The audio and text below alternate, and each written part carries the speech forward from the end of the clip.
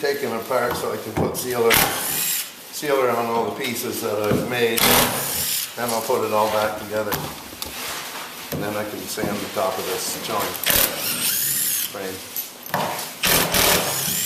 This chine also gets carriage bolts in every main frame, which is every other frame on the bottom. After both chines are done, then I will make them frames that we're missing.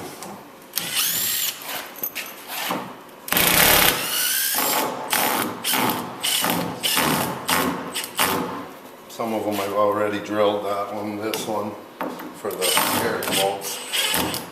It's kind of tricky because I have to drill them from the back side because the old holes are already there. And then I have to make a hole for the head of the bolt to set in like I did right here, which is quite tricky. Okay, we are about ready to release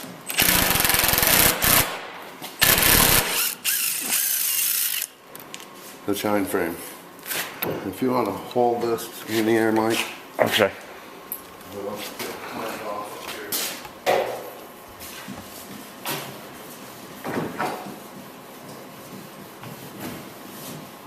And we can set that on our bench. Now we didn't have to steam bend this because we have such a huge radius, right? Yes, a long radius. You didn't have to steam bend it. Okay, now, one thing I do want to show in the video, things like this are also pretty tricky when you're rebuilding. It took me a little while to get this rudder to actually slide in like that and turn like that easy. Well, the rudder shaft was both bent and the end of it was all blossomed when Yes, we it got was. And not only that, but the whole bottom of the boat was wrecked as far as straight or any type of crown to it. It had a sag before, and now it has a nice plane to the whole bottom of it all the way through from back to front.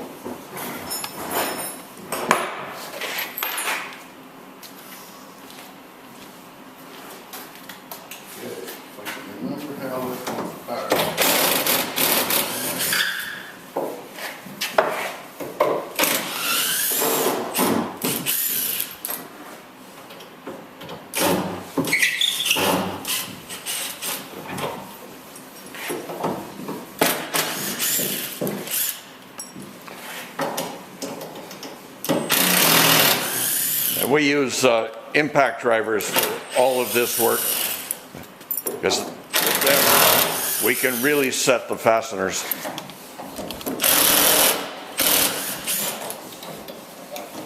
Never forget to pre-drill in oak, though. Yeah, always. I believe this piece, well, I know where it's anchored now.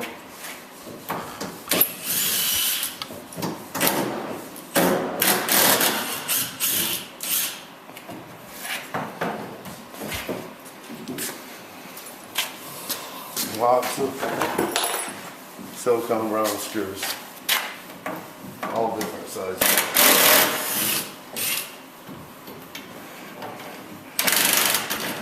Yeah, on a job like this, I'm the guy that gets to keep count, and by the time we have the frame back together, the planks on the transom, and our true 5200 bottom installed, we will have gone through literally 3,000 to 4,000 screws, and that's why we use 5200, which will stay open for up to 7 days, rather than the 4200, which gives you a working window of at best 6 or 7 hours. This is one of them braces that I made. Used 3/4 inch plywood, marine grade plywood, and made a very nice brace for the inside.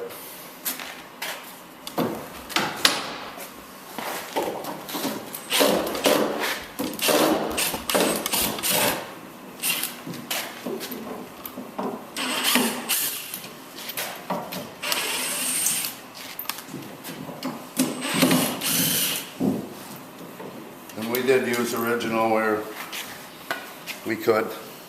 This was an original piece.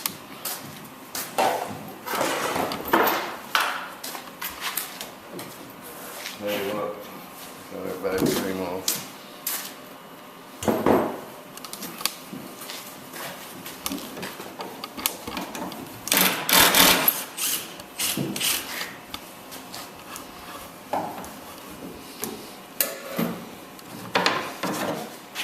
This is the piece everybody wants to see.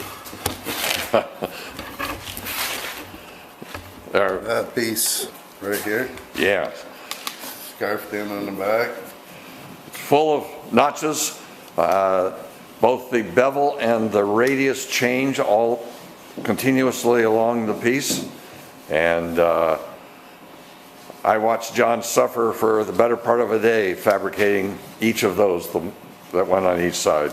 Yeah, and the second one was harder than the first actually because I had to mirror image the first one. Sometimes the second piece is easier. So here we are. We've got her apart. We'll now seal with several coats of clear penetrating epoxy sealer and put her back together. This is a major milestone to have this done. And John mentioned the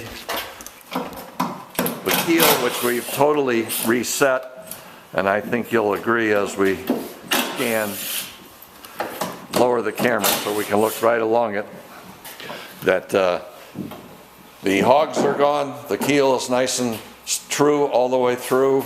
Once we rebuild all the frames, we'll be ready to put the true 5200 bottom on. Goodbye for now from Snake Mountain Boat Works.